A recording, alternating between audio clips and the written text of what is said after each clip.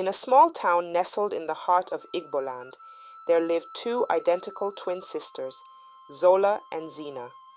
Born to a humble yet respected family, their parents, Mr. and Mrs. Nwokoye, were known for their wisdom and kindness.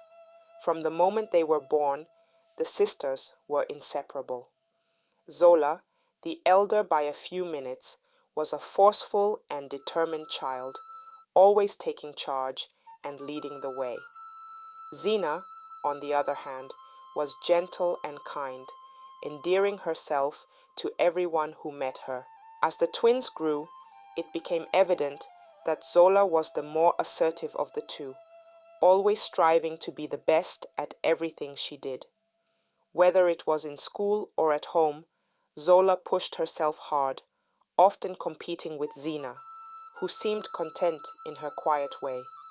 Zola was a bright student, but her forceful nature sometimes alienated her from her peers. Zina, in contrast, was beloved by all. Her kindness, intelligence, and willingness to help others made her the darling of the town. She excelled in her studies, but what stood out most was her ability to bring people together with her warm heart. As they moved through their teenage years, the difference in their personalities became more pronounced. Zola, though brilliant, struggled to maintain friendships.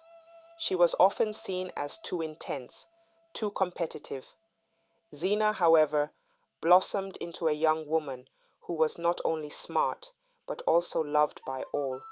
Boys admired her, girls wanted to be her friend, and elders in the town spoke highly of her.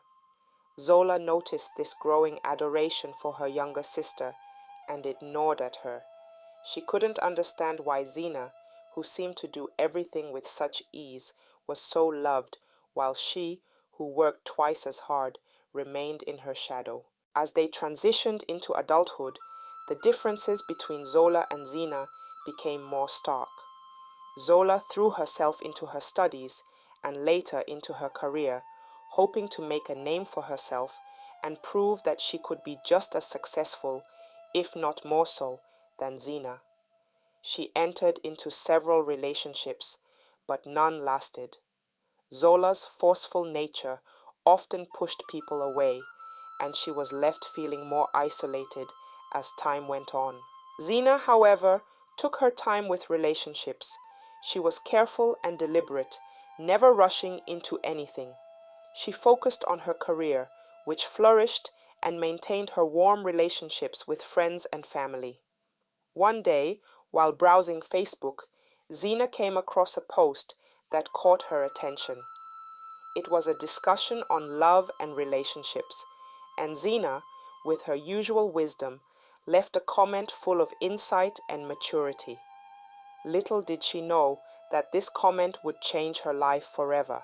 On the other side of the world, in the bustling streets of London, a young man named Chuka was scrolling through his Facebook feed.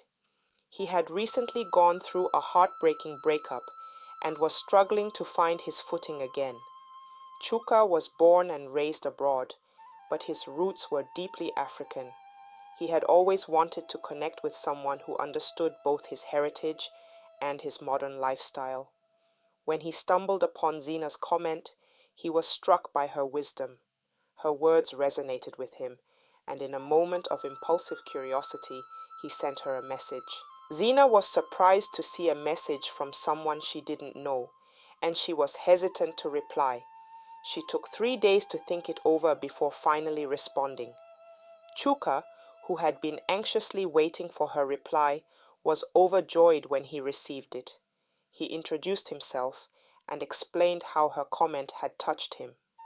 He was open about his recent heartbreak, and Zina, true to her nature, offered him kind words of encouragement. She advised him to take his time to heal before jumping into another relationship. Zina and Chuka's relationship continued to grow stronger with each passing day. Their conversations were filled with laughter, shared dreams, and deep discussions about life and love. Zina had always been cautious in matters of the heart, but with Chuka, everything felt different. There was a sense of comfort an understanding between them that she had never experienced before. As their bond deepened, Zina couldn't help but share her joy with her twin sister, Zola. She talked about Chuka often, recounting their conversations and the plans they were making for the future. Zola would listen, smiling on the outside, but inside, her envy grew like a dark cloud. Chuka, on the other hand, was just as excited. Living in London with his parents and siblings, he had always felt a pull towards his roots in Nigeria. Though he was born and raised abroad, his connection to his African heritage was strong, thanks in large part to the influence of his grandparents who still lived in Nigeria. They resided in a different state from Zina's, a quiet place where Chuka had spent many summers as a child, learning about his culture and listening to the stories of his ancestors. Chuka and Zina decided it was time to meet in person and take their relationship to the next level. Chuka, eager to see Zina, made arrangements to travel to Nigeria. Zina, ever the professional, had a work trip scheduled around the same time, so she rearranged her plans to ensure she would be free when Chuka arrived.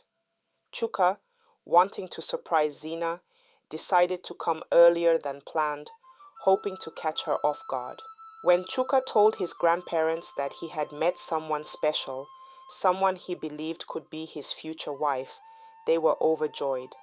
His grandparents had always hoped that Chuka would find a partner who shared his cultural values, someone who could understand both the traditional and modern aspects of his life. They eagerly awaited his arrival, wanting to hear all about this young woman who had captured their grandson's heart. Chuka's parents were supportive too, though they had their concerns. They knew how difficult long-distance relationships could be, especially one that spanned continents. But Chuka was determined. He knew that Zina was worth the effort, and he was willing to do whatever it took to make their relationship work. When Chuka finally arrived in Nigeria, he spent some days with his grandparents, basking in their warmth and wisdom, and while away time as he waited for Zina to return from her work trip. They showered him with blessings, praying for his journey and the new chapter he was about to embark on. Chuka had planned his arrival meticulously, wanting to surprise Zina and make their first meeting unforgettable. He studied her work schedule carefully and chose a day when he knew she would be returning from her trip, hoping to catch her off guard in the most delightful way. He told no one about his change of plans, intending for his arrival to be a complete surprise. Meanwhile, Zina, unaware of the exact timing of Chuka's arrival, was busy with her work. She was methodical and organized, wanting to ensure that everything was in order before she took time off to spend with Chuka. She was excited, but also a bit nervous. She had shared so much of her life with Chuka already, and now she was about to meet him in person. The reality of it all was thrilling, yet it carried a weight of responsibility. This wasn't just a casual meeting. It was the start of something serious, something that could define the rest of her life.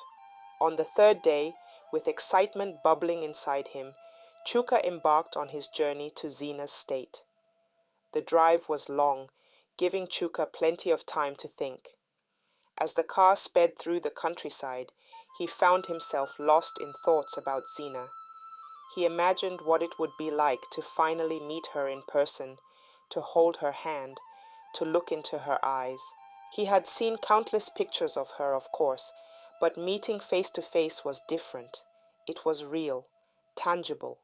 He wondered if she would be as beautiful as he had imagined, if her voice would sound as sweet in person as it did over the phone. He fantasized about their first meeting, picturing different scenarios in his head. Maybe he would surprise her with flowers, or perhaps they would meet somewhere quiet and private where they could talk for hours. The anticipation made his heart race, but along with the excitement, there was also a hint of anxiety. Chuka couldn't help but worry about how things would turn out. What if their connection wasn't as strong in person as it had been online? What if the chemistry they had built over months of talking didn't translate into real life? He pushed these thoughts aside, reminding himself that Zena was different. She was special. Their connection was genuine, and he had no reason to doubt it. Still, the butterflies in his stomach refused to settle. As he neared Zena's state, Chuka's thoughts turned to his plans for their future. He knew that if things went well, he would want to take the relationship to the next level. He was ready for commitment, ready to build a life with someone who shared his values and dreams. He had already started imagining their life together, getting married, starting a family, possibly even moving back to Nigeria one day. These were big dreams, but with Zena, they felt possible. Chuka also thought about the role his grandparents would play in their relationship. He respected their opinions greatly, and he knew that their approval of Zena would mean a lot to him. He imagined bringing Zena to meet them, seeing their smiles as they welcomed her into the family. The thought made him smile. He was optimistic about the future, hopeful that everything would fall into place as it was meant to. Back at home, Zola's envy continued to fester.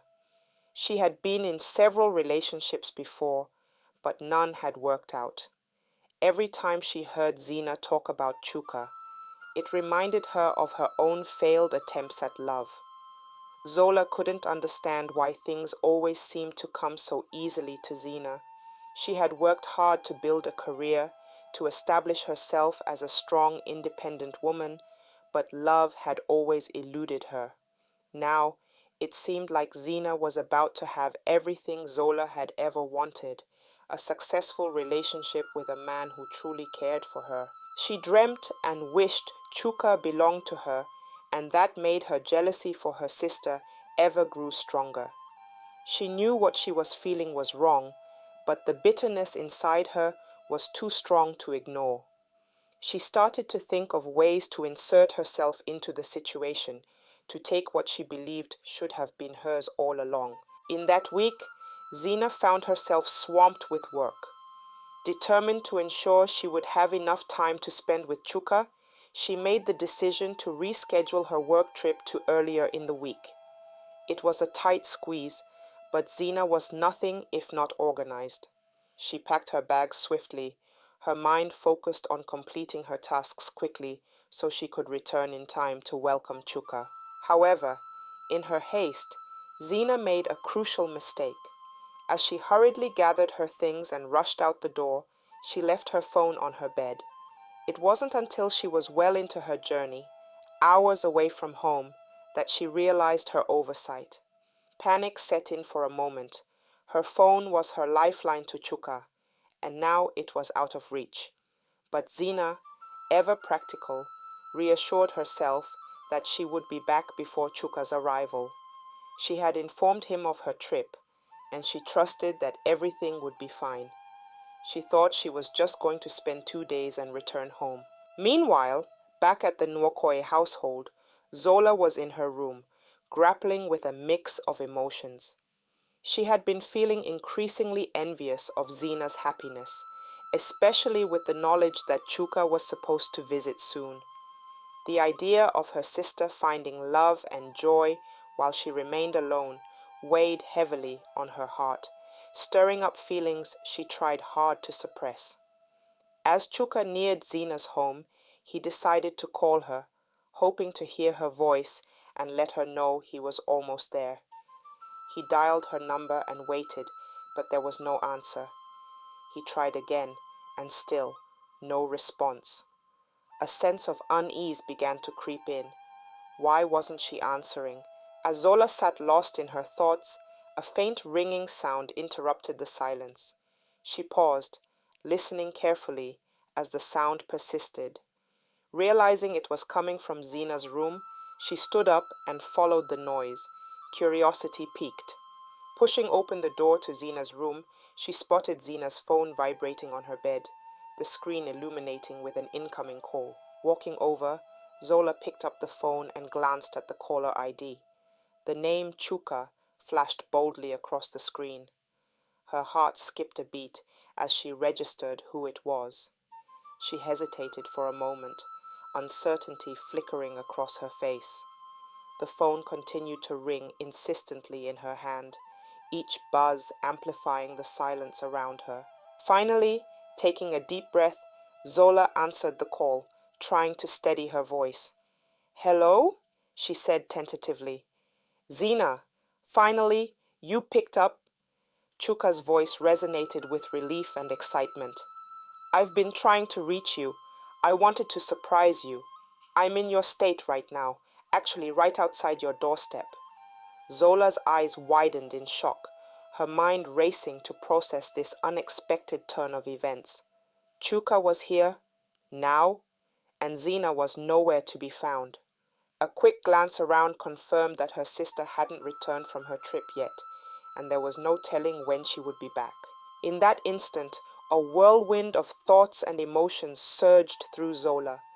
This was an opportunity that had fallen right into her lap, a chance she had never anticipated, but suddenly seemed too perfect to pass up.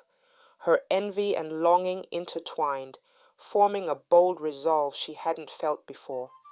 Forcing a smile into her voice, she responded, "Oh, Chuka!" What a surprise indeed. I wasn't expecting you so soon." Chuka chuckled on the other end, oblivious to the confusion he had caused. "That's the point of a surprise, isn't it? I couldn't wait any longer to see you. Can you come outside?" Zola's heart pounded fiercely in her chest as she looked down at herself, realizing she wasn't dressed for such an occasion. Thinking quickly, she replied, "Of course. Just give me a minute to freshen up. I'll be right out." "Take your time. I'm not going anywhere," Chuka replied warmly. Hanging up the call, Zola stood frozen for a moment, the weight of what she was about to do settling over her. This was deceitful, wrong on many levels, but a powerful mix of desire and jealousy pushed those thoughts aside. She dashed to Zina's closet, pulling out one of her sister's favorite dresses, one she knew from pictures that Chuka admired. As she hurriedly changed clothes, Zola caught a glimpse of herself in the mirror. The resemblance to Zina was uncanny. They were identical after all. With a few adjustments to her hair and a touch of makeup, she could easily pass for her sister. The realization emboldened her, giving her the confidence to proceed with her plan. Before heading out, Zola quickly scrolled through Zina's recent messages with Chuka, absorbing as much information as she could to make her act convincing. She noted the little details, the inside jokes, the plans they had discussed, the way they addressed each other with affection. Armed with this knowledge, she took a deep breath, steadied herself, and made her way towards the front door. As she opened the door, the late afternoon sun cast a warm glow over Chuka, who stood waiting with a bouquet of vibrant flowers in hand and a broad, eager smile on his face. The moment their eyes met, Zola felt a flutter in her stomach, a mix of excitement and nerves swirling within her. "Zina," Chuka breathed, his eyes shining with joy as he took in her appearance.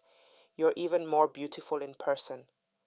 Zola's lips curved into what she hoped was a genuine smile, her voice soft as she replied, "Chuka, it's so wonderful to finally meet you." As Chuka stepped forward and enveloped her in a warm embrace, Zola closed her eyes, allowing herself to sink into the moment. The reality of what she was doing lingered at the edges of her conscience, but in that embrace, all her doubts seemed to fade away. For now, she was Zina, and this was her moment. As they spent the day together, Zola played her part to perfection. She drew on everything she had read in Zina's messages, mimicking her sister's mannerisms and speech patterns as closely as possible. Chuka didn't suspect a thing. He was simply overjoyed to finally be with the woman he thought he loved. They walked through the local markets, ate at a small restaurant Zina had mentioned in their chats, and even visited a few of the places Chuka had been eager to see. Throughout the day, Zola could feel herself slipping deeper into the role. She laughed when Chuka made jokes, listened intently when he spoke about his family and dreams, and even touched on topics they had discussed online, using the information she had gathered to keep up the charade.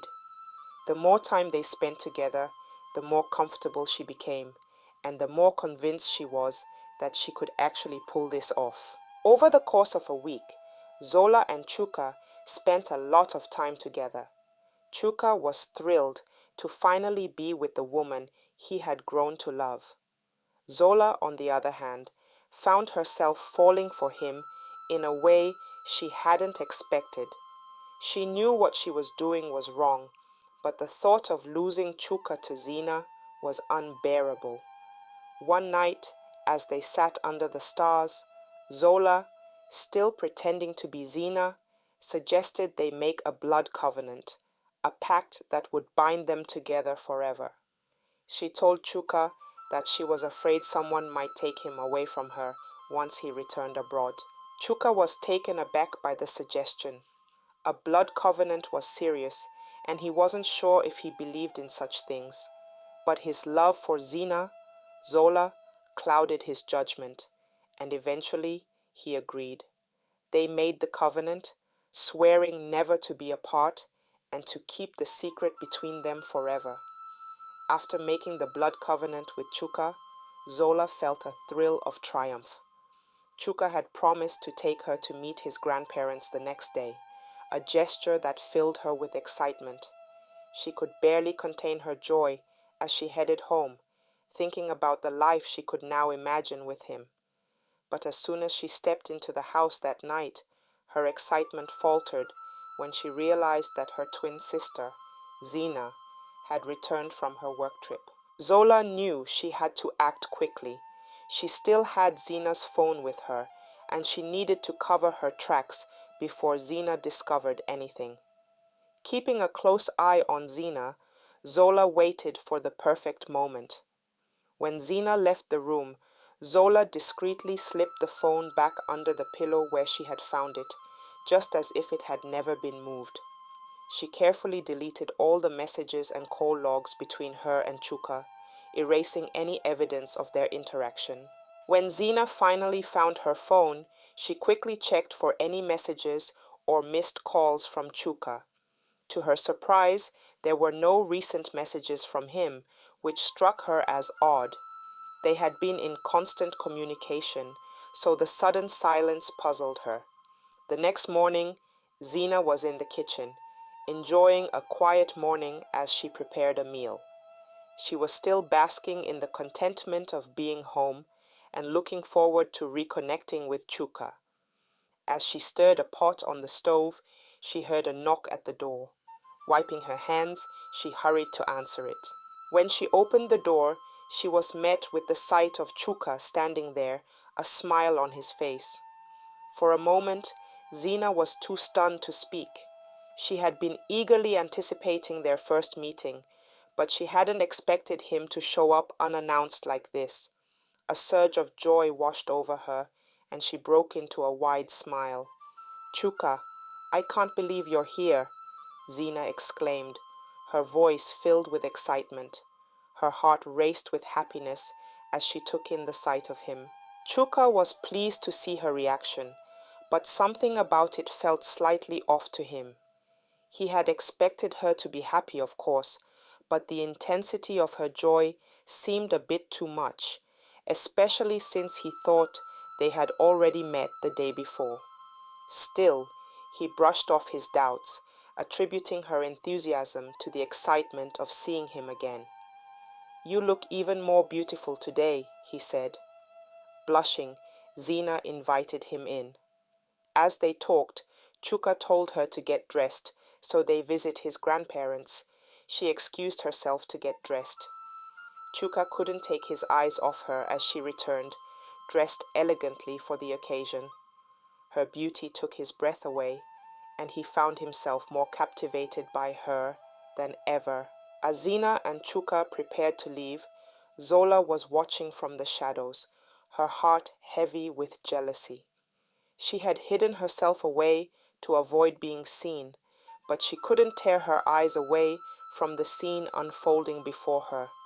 Seeing the way Chuka looked at Zina, so full of admiration and affection, only deepened the wound in her heart.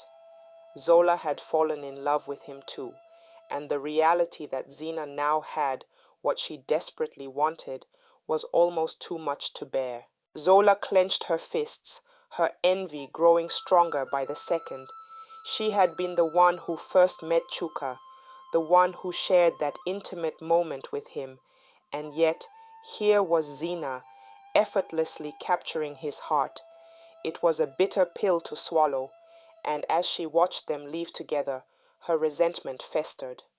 As Chuka and Zina walked out the door, arm in arm, Zola remained hidden, her mind racing with emotions she could barely control.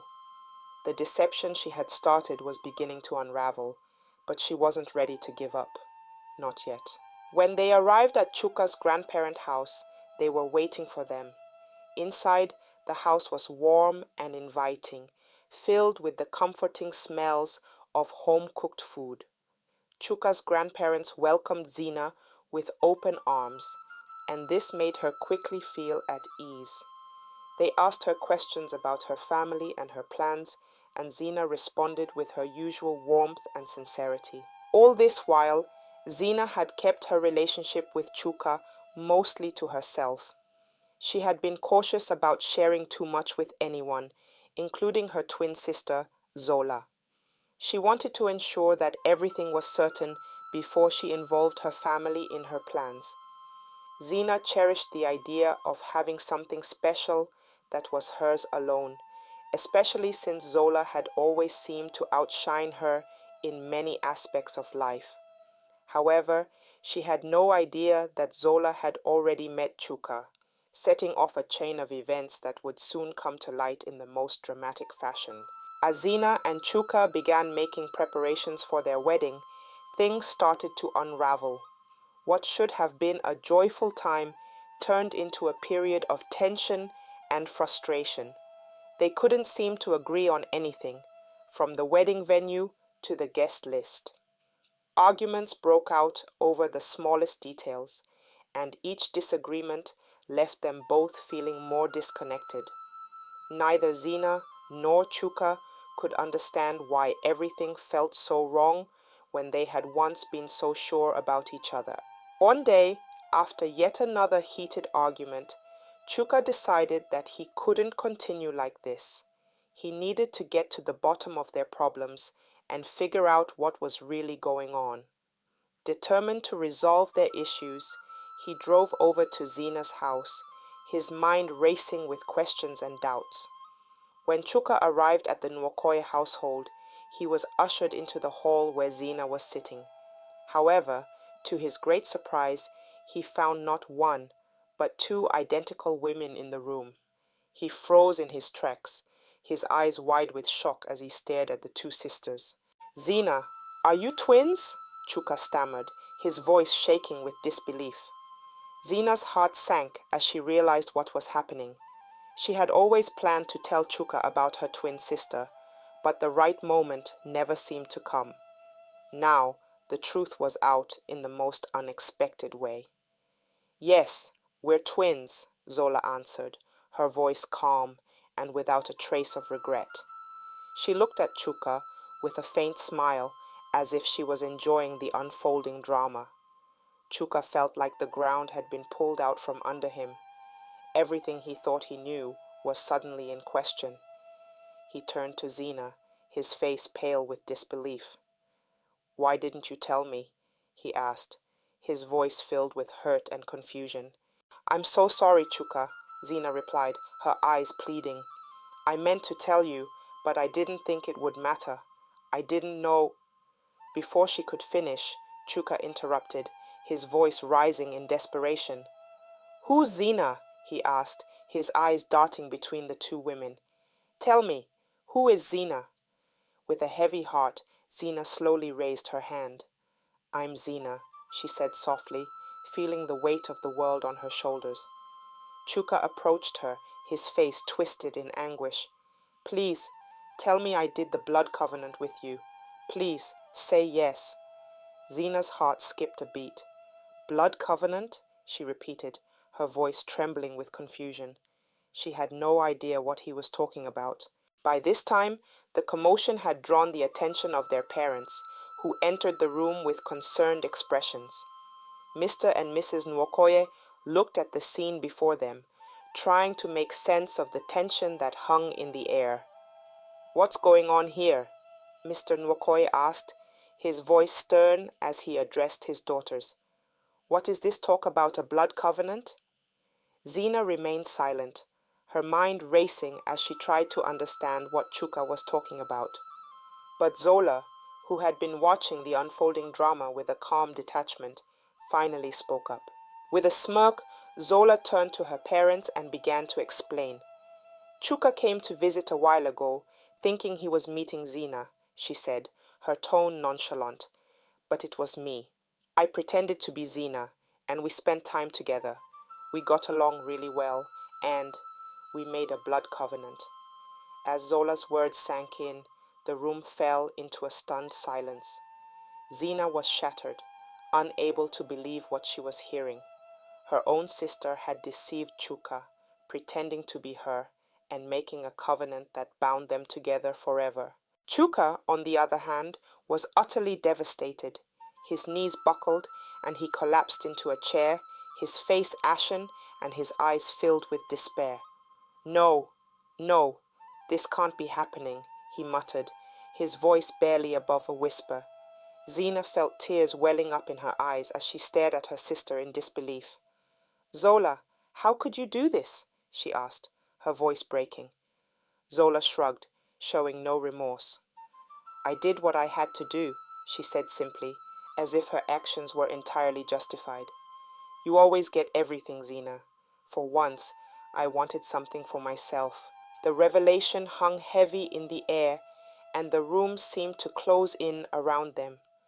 Chuka's world had crumbled in an instant, and he couldn't even look at Zina.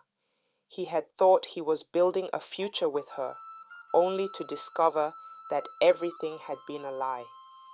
Zina was left standing in the wreckage of her relationship, her heart broken and her trust shattered. She couldn't believe the extent of Zola's betrayal, and she had no idea how to even begin to pick up the pieces. The room was thick with tension, and the once strong bond between the two sisters had been irreparably damaged. As the reality of the situation set in, everyone was left grappling with the fallout of Zola's actions. Chuka, overwhelmed with sorrow and anger, could only sit there, trying to comprehend how the love he thought he had found had turned into a nightmare. If you enjoyed this story, don't forget to like, subscribe, and share for more interesting African folk tales. Thank you.